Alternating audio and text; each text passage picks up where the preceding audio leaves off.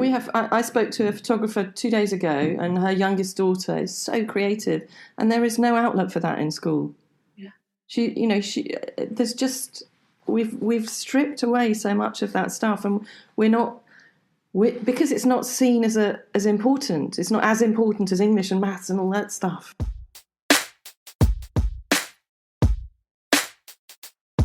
My daughter has a real strength of character, and it was that strength of character which basically said, do you know what, I can't do this. I'm not doing this. And her biggest issue, I suspect, was trust.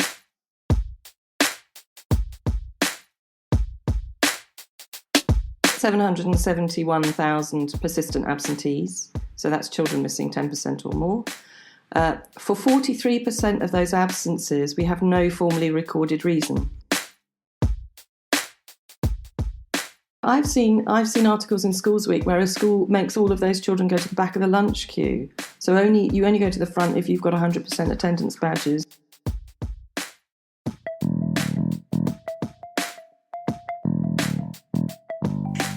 Welcome to the Qualified Tutor podcast. I'm your host, Ludo Miller, and I'll be interviewing tutors and thought leaders from across the tutoring landscape to inspire, inform, and motivate you to become the best tutor you can be. The Qualified Tutor community is a safe and supportive space for tutors who love to learn and grow. We offer training, resources, ideas, and a chance to connect with like-minded tutors. If you'd like to continue the conversation, join our Qualified Tutor community at www.qualifiedtutorcommunity.org or find it in the show notes. This week, we speak to Fran Morgan, founder of SquarePeg, an organisation set up, in her own words, as a response to anxiety-related school attendance difficulties. In this conversation with Julia Silver, Qualified Tutors founder, Fran speaks frankly and openly about her own daughter's attendance difficulties and how here in the UK we are in desperate need for reform in the way the system operates. Fran has extensive experience in the area of school and parental support, and it's a pleasure to welcome her onto the Qualified Tutor podcast, which has grown such depth in recent episodes. This area is of paramount importance in the time of lockdown, and Fran goes some way to discussing a solution to the current situation. Listen in for a fascinating, profound, and moving conversation. Fran, last time we spoke, you made such an impression on me.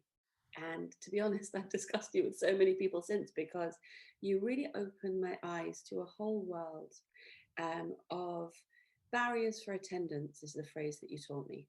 And we're going to discuss in a minute why you don't like the phrase school refusers. Yeah. But if you could explain to us first, please, how you got into this world, and also so your personal story, and also what it looks like on a national scale. Yeah, sure. Yes, of course. Hi, good morning. Good morning. So I've been in this world for about 12 years. My youngest daughter, who is now 21, was a school refuser, and I know we're going to talk about that term. Started first in primary when she was 8. She did a couple of years fine, and then the transition to secondary, everything fell apart. And I think she never talked about it, and one of the biggest issues that we might come onto is masking. So her sole ambition at school was to stay under the radar, to be a model pupil, not to draw attention. But the consequence at home was that we had very challenging behaviour because the stress of keeping it together at school. And quite often when you say that to schools, they say, oh, no, she's fine when she's here, and maybe it's a problem at home, you know. And just to illustrate that point really pertinently, I can remember a parents' evening where I spoke to a teacher and I was talking about some of the things we were dealing with at home, and she said, I'm so sorry, I thought you were Meg's mum. Oh. I am. That's how different the behaviour was. So the transition to secondary, we did a term and that was it. And I think my daughter has a real strength of character, and it was that strength of character which basically said, do you know what, I can't do this. I'm not doing this. And her biggest issue, I suspect, was trust. She didn't trust the people who were supposed to be keeping her safe to do so. And she didn't trust that I was safe at home. And this all started after a really traumatic summer. So, there may well have been trauma in there, which nobody picked up. So that's kind of our story. Just briefly, secondary school, we found a different secondary school, and this just shows that it can be done. A deputy head who had a completely different ethos, who felt that his school is there for that local community, whatever that looks like. And if that looks like children like Meg, then so be it. So we had a fortnightly exchange of work. It was paid for under a statement of educational needs. She did not need that. That cost Sari £100,000. It was not necessary. But it was the only way to facilitate that change. We had a fortnightly exchange of work. He registered our home as an exam centre. Wow. And sent invigilators so that she could take her GCSEs. And that then allowed her, I mean, it was really her that did it, to go into mainstream sixth form. Right. And I don't think she would never have gone into a sixth form in a school, I don't think. But the beauty of a sixth form college is that power balance that I think we talked about before is much more equal. First name terms, you're here because you want to be here. We can't make you do anything. And that's a really good transition to university. So she's now finished a degree.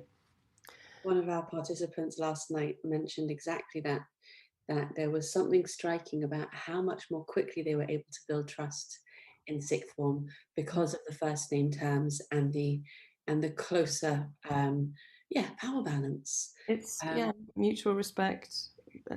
And less crowd control. I mean, the problem, it strikes me, I tell you what, it strikes me that these children are canaries, and they are indicating a bigger problem, and they're just the ones who are on the one hand sensitive and on the other hand determined enough to tell us it doesn't work. And another one of the participants last night said that her teachers at the end of the year gave everybody a little Miss book, and she was Little Miss Contrary. And they meant it in the nicest way because she had her own way of doing things and her own way of learning. So that's really why I felt such alignment with where you're coming from and what you're talking about, because, well, obviously because it's coming from your own life experience, but there's this sort of bigger change that you're supporting. And tell us about what it looks like nationally in the big picture. So I say these statistics so often and they shock me every time. So 771,000 persistent absentees, so that's children missing 10% or more. For 43% of those absences, we have no formally recorded reason. A school will record their own reasons, which may or may not be accurate. But officially no recorded reasons, and for 60,000 children they miss half of the academic year. And when you compare those figures to the stats for exclusion, for example, that's 10 times the number of children who have more than one fixed period exclusion. But because exclusion and challenging behaviour are things that have to be addressed, and because they have a lot of attention on them, there's a lot happening in that arena, and this just seems invisible, seems completely invisible. And I think we've seen that rise. I work with another group called Not Fine in School, which now has 13,500 parent members on a closed Facebook group. Brilliant place for supporting parents whose children are struggling. Not Fine in School. And that's been growing at between 600 and 800 new members a month. So what I've seen in 12 years is that problem get much worse. I think if my daughter was going through it now, we would have a very different experience. And I don't know where she'd be, if I'm honest. I don't even know if she'd still be here. Because so many things, budget cuts, we've lost support staff, we've got an overly academic curriculum, we've got much more pressured testing. Children these days are under a lot more pressure anyway, social media. We have some of the least happy children in the world. How sad is that? And I think what we have to remember, we have this narrative from government, which is attendance equals attainment. Well, I'd like to rephrase that. Happiness and health equals attainment. And attainment is different for every child. It's not 10 GCSEs and university for lots of children. But we have this very narrow, rigid, one-size-fits-all view of education. And we talked a lot about that last night, and it has to change. Yeah, Yeah, I mean, we certainly subscribe to that change ourselves. We one of our house rules in Qualified Tutor is that there's more than one right way. Yeah. And letting people understand that there's more than one right way is very, very enabling, because we're so outcomes focused. We take our eye off the process, and the process of learning is what we want our children to feel comfortable with, instead of making them jump through hoops. It's not serving them. It's not serving their future. I'm interested to know, Fran, how COVID has affected all of this. Yeah, massively. It's shone a real light. So at the beginning, I think we were all quite excited that this might provide a whole new opportunity. You know, we had to do remote learning. You know, this could be the real opportunity for change. And I'm still hopeful, but I think my hope is somewhat diminished. I think remote learning could have been something very different, something much more engaging, synchronous. So, you know, there could be socialising, there could be lots more that could be done. And the government has chosen to basically put video recorded lessons online, which is a shame. I think we're seeing different cohorts of children. So all the children who were previously struggling, and one of the messages we're trying to say now is that this was going on way before the pandemic. But those children now will really struggle because they've been off for such a long time. A lot of them have healed in lockdown. Their stress has been reduced. Parental stress has been reduced without the threat of fines and prosecutions. We're trying to do a project to show that they have actually engaged more with learning in that environment than they would do stressed at school. And I think we saw a bit of a honeymoon period the first week where those kids thought, you know, I can do this. There's lots of new factors that have come into play. And I think the attendance narrative has become much more forceful. Right. So according to the government, the only reason a child should be at home is if they're self-isolating or they're shielding with a consultant's endorsement. That's it. No other reason. It's a blunt tool. It's a broad sweep. Yeah. And we need to, the accountability measures they often put in place to try and improve attendance and reduce exclusions are often so punitive that they don't work. They're often counterproductive. We would love to evidence the fact that the attendance policy as it stands, this kind of fines and prosecutions for parents, is punitive and not working. It's not working. So let's follow up with that for a second, and then we'll talk about some bright spots. So talk to us about codes, about attendance codes, and why they cause they reinforce our problem. Okay, so the attendance policy is non-statutory, and that outlines, I think there are 23 codes for absence, which include holiday, illness, all sorts of things. So that's non-statutory, but the school census is statutory, and within the school census, schools have to submit not all, but a lot of those codes. And the codes that are most often used if your child is struggling to attend will be O, which is other unauthorised absence. There's a C, which is other authorised absence. There's an N, which is no reason yet. And then there's I, which is illness. And it's up to the school leader whether they authorise your absence or not. If they don't, a lot of people are coded O, so it's unauthorised. And I think the problem with all of the coding system is that even if you have a school leader who gets it, that there's an issue going on here, parent is doing everything they can, none of those absence codes are intended for any length of time. Right. So, and you can't access services. So a child may need a CAMS referral, 18 months in Brighton. Right. You know, and in the meantime, I think if a school leader puts a lot of these codes down, they will be judged by Ofsted, possibly by their academy trust, I don't know, by local authority. They're measured against attendance. And whilst the Ofsted framework has changed, it's still about the data. It's not about what you might have put in place. So if you've managed to get a child up from 50% to 75%, you don't get any marks for that because it's still way below the threshold. And I know ex-head teachers who've had school attendance targets in their personal performance review, and high targets, 96.4%. And if they don't meet that, then they suffer personal consequences. You know, a docked pension or... and the target goes up.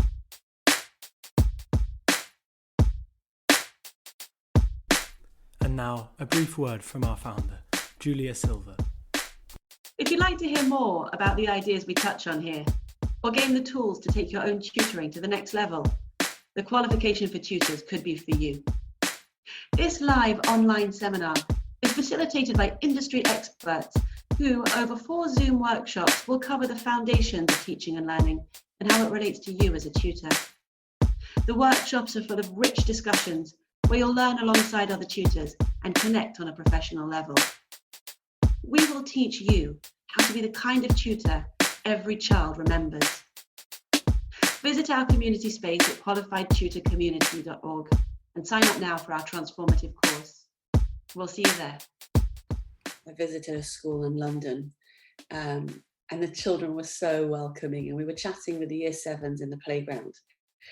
And one of them was wearing a badge that had 100 on it. Mm-hmm.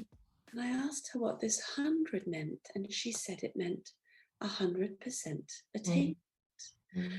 And the girl next to her, well, the lovely teacher I was with, who's a very soft year 1 teacher, said, "Don't you find that difficult, 100% attainment? What if you're not feeling well? What about in the winter?" And the children, I might have to cut this out of the pod, to be honest, but the child said, "It's all right. If you're feeling sick, they'll give you a bucket." Oh, that's shocking, isn't it? It's shocking. And there are class attendance figures. And I can come back to, for some children, this is just not possible. It's the equivalent of an adult nervous breakdown. I cannot function. An anxiety disorder, that is the definition. It affects your day-to-day living. So to mark them down yet again and to put them against their peers, we didn't get a class attendance thing because of you. I've seen articles in Schools Week where a school makes all of those children go to the back of the lunch queue. So you only go to the front if you've got 100% attendance badges, and I hate all of that. It's not the way to do it. We need compassion. We need to understand what's going on. We need to build trust and relationship. Yeah. You've touched on it, and we will get to bright spots. Tell me what the barriers for attendance really are, and tell me why you hate the phrase school refusers. Okay, so the second question first. School refusal implies willful choice. Right. And it's not a choice. I can't do this. I cannot do this. And quite often, I cannot tell you why. I just can't do it. So that's the first thing. The second thing is it puts the problem on the child. The child is the refuser. Anxiety is the trigger, but the problem with the word anxiety, and some people talk about school-based anxiety, is for me, it quite often prompts the response, hey, we all get anxious. Get over it. Children have to learn to deal with their anxiety. And that is a common approach. We're not going to look at what the problem is and try and solve it. We're just going to teach a child how to be more resilient. God, I hate that word. And learn to deal with their anxiety so they can cope. Really? So that's the problem. So I think barriers to school attendance, it takes the problem somewhere else. There are a multiplicity of barriers. And I think it's really helpful to look at it in that way. So what are they? I think that has changed in recent years. The SEND reforms 5-6 years ago were fantastic. Implementation of the SEND reforms and the funding that went along with them, not so much. So I think there are I don't know this for sure, but I think there are a much higher proportion of children in that group now who have either undiagnosed SEND, or they have an EHCP, or they have a diagnosis. People know what their needs are, but they're not being supported. So the EHCP is an educational healthcare plan. Yeah. That's what the special educational needs coordinator in a school will work towards, getting a child who meets a certain threshold to help them get funding from the government. Yeah. And the SEND reform, so there's sort of tiers, aren't there? There's universal, all children, there's SEN support in a school, and the school is expected to support at that level. And then there's an education, health and care plan where that level of support is no longer sufficient. And the process, there's a lengthy process. You have to ask to be assessed. In the reforms, in the legislation, if a parent says, I think my child needs to be assessed, or the school says that, then technically you should get the assessment. But on average, still 25% of those are refused because there are gatekeeping procedures. If we say no, a lot of parents will just go away and they'll give up. Then the next step is to have the assessment. Quite often people have done all of that work to get the yes to assess. And the tribunal system is ridiculous. There are parents now going to tribunal several times for one education, health and care plan. And 90% of parents win at tribunal, which tells you something. Right. It tells you that there's something wrong. So anyway, we kind of, anyone in that world knows that system isn't working very well. And the pain that you described for the family that's going through that process. Unreal. I'd love to know how many parents have gone to do a law degree in order to be able to support their child, or a psychology degree or something, that people move house. The stress, the finance, most of the families, one parent will have had to give up work. Right. The stress of going to court, the intimidation, not many people can afford solicitors and, private assessments and all of that. It's the consequences are horrendous. And we haven't even touched on the consequence of low attendance, where it's a red flag on safeguarding policies. So on top of everything else, you may well have a social services referral solely because of the low attendance. And that referral won't be a default of support. It will be a default of, we're checking that you are not abusing or neglecting your child. So just an added stress. But coming back to the barriers, so SEND is a big one. Yeah. Undiagnosed or unsupported bullying, trauma, sometimes an anxiety disorder, a child that is inherently more of a worrier than another child, but that can be compounded because there is no flexibility. So if they had, if there was patience and time and a bit of flexibility, they might never reach that level of anxiety. But because this system is fixed, you have to come in at this time, you have to stay this long, you have to do 5 days, you have to sit in that chair. All the coercion stuff that we talked about last night in that webinar. Then the anxiety escalates. And quite often the response to a child that's struggling to attend exacerbates the problem. It's a hostile response. It's often a letter. The law says your child must go to school. I think I can remember 4 instances at least when my daughter was told that we would go to prison if she didn't go to school.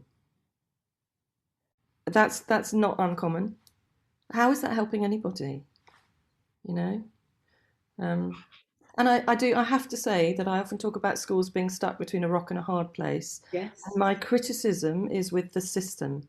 Yes. It's not with, there are some amazing staff, amazing senior leadership, amazing schools. The system and the narrative that comes out of government and Ofsted is my problem.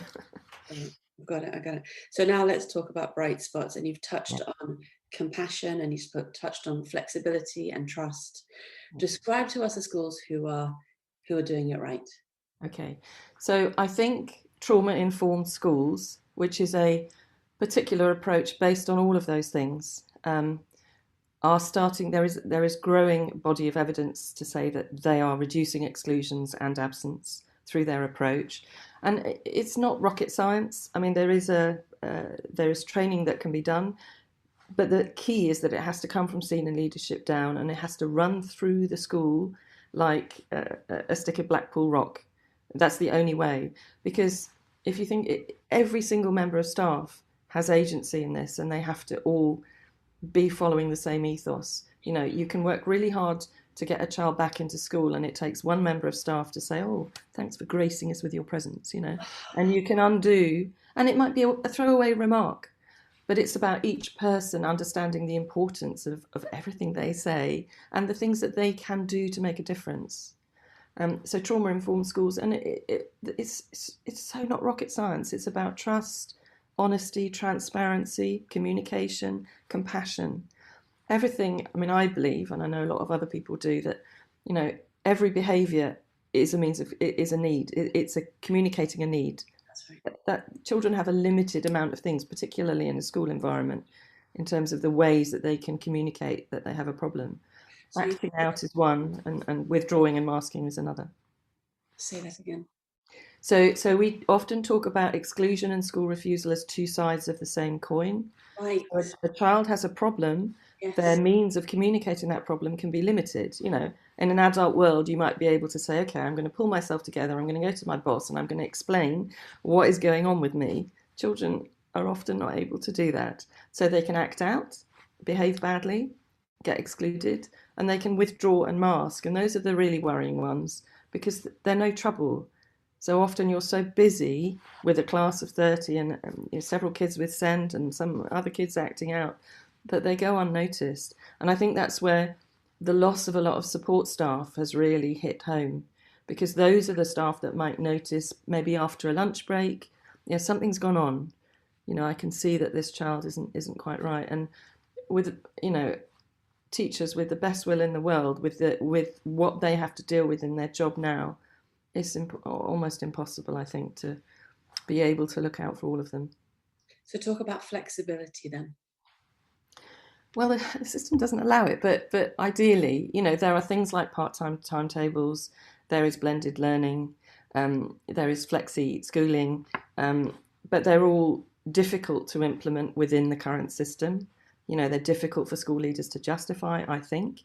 They make life probably more difficult for the teachers, for teaching. Right. It's much easier to have everyone sat on a seat absorbing the same amount of information at the same time than to have to make allowances for individual children, isn't it? There's a lot of conversation around the fact that schools were designed in the industrial age for an industrial system, and that education factories are no longer what we need. So you mentioned right at the beginning of this lovely conversation that your daughter was schooled at home all the way until sixth form. So who was that? Who was that that supported that? So there's a really important distinction. This wasn't home education, which is an elective choice. This was, I guess it would be called the OTAS, education other than at school. So it was paid for by the local authority through the school. We found a fantastic tutor who set up some of the first PRUs in the county, actually. She had a wealth of experience, and I quite often talked about a toolbox. So she would quite often change tack. Something's not working right. Let's do something different. And some days she'd come down and she'd say to me, do you know what? Let's start again tomorrow. I'm going to leave like today. And the first, goodness knows how long, months and months, was not about education at all. It was about building trust, both of them getting to know each other, taking Meg away from me. It's okay. Going out, going to a garden centre, buying a cup of tea, building self-esteem. Self-esteem is at the root of so much of this for children. So we need to be loving them and nurturing them. There's a wonderful Academy Trust leader called Dave Whitaker who talks about battering them with kindness. Yes. And I love that. I absolutely love that. And I think, it's anti-bullying week. Even the bullies, there is a reason why bullies do that. Yes. And with children and young people, we need to be searching underneath those behaviours and supporting them and helping them. And we need to be much more gentle and much more nuanced and have an approach that actually starts with where the child is and goes. There are schools that are doing. There's a great trust up in Doncaster, XP, and they build the curriculum into projects. So much more engaging for children. Really exciting. I think often they link in with the local community, so they're helping in that respect as well. And I'm sure it's much more work for them because they're taking this national curriculum. Despite the national curriculum, they're managing to create something much more engaging. So there's some wonderful examples of things going on. But I honestly think we are creating a generation of children with problems that we are then struggling to fix. Yes. Higher exclusion, higher absence, higher SEND. And some of this just shouldn't be necessary. Right. It shouldn't be, yeah. So let's leave us on an upbeat note and give us a takeaway. Okay. What can we do as a community of educators and parents and people who care about students? What can we do to help? Okay. So I suppose individuals, I talked about every individual has agency, and that is everybody, tutor, teacher, parent. I suppose gen up on some of this stuff, understand it better, work on building relationships. I'm sure you do anyway. I think I have another plea, which is that there is a massive groundswell for change. Right. So we started something called School Differently. And the idea behind that is that instead of having isolated conversations, and there are some fantastic organisations, big ones, who've been in that space for a long time, Big Education, for example, but let's have a collaborative conversation and see what we can do against this brick wall that is the current government and system. How can we get round it? Can we dismantle that wall brick by brick? And I think it is starting from the ground up with some fantastic schools, new ideas, new programs, new projects. So I have real hope. But I think everyone needs to feel that they have agency, but you've got to understand this issue and where it comes from neurologically in a way. It's about anxiety, and quite often if you compared it to the adult world, we say in the adult world, it's okay not to be okay. It's okay. Talk to people. It's really important to talk. We expect employers to be empathetic, to be flexible, to listen to employees who are struggling. You compare that with education and children. There's no time. There's not enough resource. We have to. I think it's a really useful comparison to think about. Wow, you wouldn't expect that actually in the workplace, would you? I agree with you. I think our children work much harder than the adults do. I think that we have much more agency, and we're very grateful for the opportunity to share your message and this silent problem with our listeners. And we'd love to join you in trying to help. So Fantastic. thanks, Thank you so much, Julia. It's been a pleasure. Yeah, it really was. Very generous of you. Thank you. Thank you. Have a great day. Bye. Bye.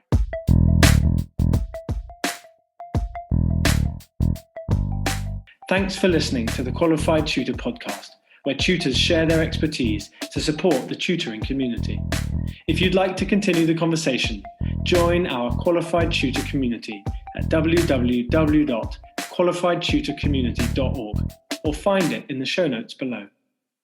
We exist to connect, share, and learn with you because tutoring is a small job that makes a big difference.